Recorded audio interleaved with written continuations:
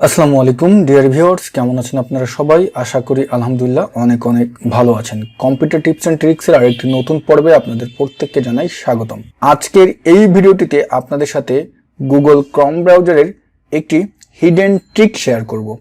ট্রিকটি কি? আমরা যদি আমাদের গুগল ক্রোম ব্রাউজারটি একটু ওপেন করি, এখানে ওপেন করলাম। ওপেন করার পরে এখন আমরা এখানে যদি ধরেন কোনো কিছু ব্রাউজ করি, সার্চ করি, উদাহরণস্বরূপ আমি তানভীর একাডেমি লিখলাম। তানভীর একাডেমি সার্চ করার পরে এখন এখানে দেখেন তানভীর একাডেমি রিলেটেড অনেকগুলোই কিন্তু আমাদের কি হলো, যেই লিঙ্কগুলো আছে সেটা কিন্তু আমাদের এখানে দেখাচ্ছে। এখন আপনি চাচ্ছেন এর প্রত্যেকটা লিঙ্কে আপনি ক্লিক করবেন এবং প্রত্যেকটা লিঙ্কে আলাদা আলাদা এক একটা ট্যাব ওপেন হবে। তা আমরা এটা কিভাবে জানি, আমরা কিভাবে করতে হয়? মাউসের রাইট বাটন ক্লিক করে তারপর open link in new tab, এইভাবে আমরা এক একটা ক্লিক করি। এই যে রাইট বাটন ক্লিক করে ওপেন নিউ ট্যাব এরকম ক্লিক করি।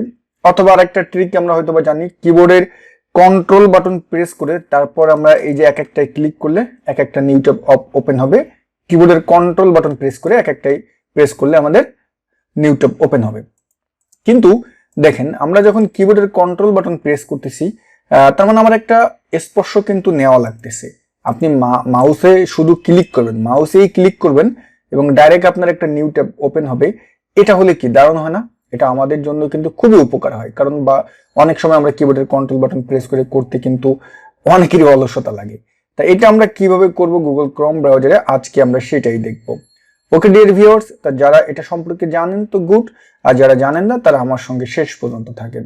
তা আমরা আমাদের মূল ভিডিওটি শুরু করব। তা মূল ভিডিও শুরু করতে যাওয়ার আগে আপনাদের কাছে রিকোয়েস্ট, আপনি যদি আমার চ্যানেলে নতুন হয়ে থাকেন হিট দ্য সাবস্ক্রাইব বাটন, আর যদি অলরেডি সাবস্ক্রাইব করে থাকেন আপনাকে অসংখ্য ধন্যবাদ। ওকে, তো এই জন্য প্রথমে আমি এটা ক্লোজ করলাম, তারপরে আমাদের গুগল ক্রোম ব্রাউজারটি আমি ধরেন ওপেন করলাম। ওপেন করার পরে এখন এখানে যে এই যে সার্চ যে অপশন আছে, এখানে আপনি www.google google.com আগে লিখবেন। google.com লিখে এটাকে আপনি ইন্টারপ্রেস করে সার্চ করুন, অর্থাৎ গুগলের ইন্টারফেসটা আমরা নিয়ে আসলাম।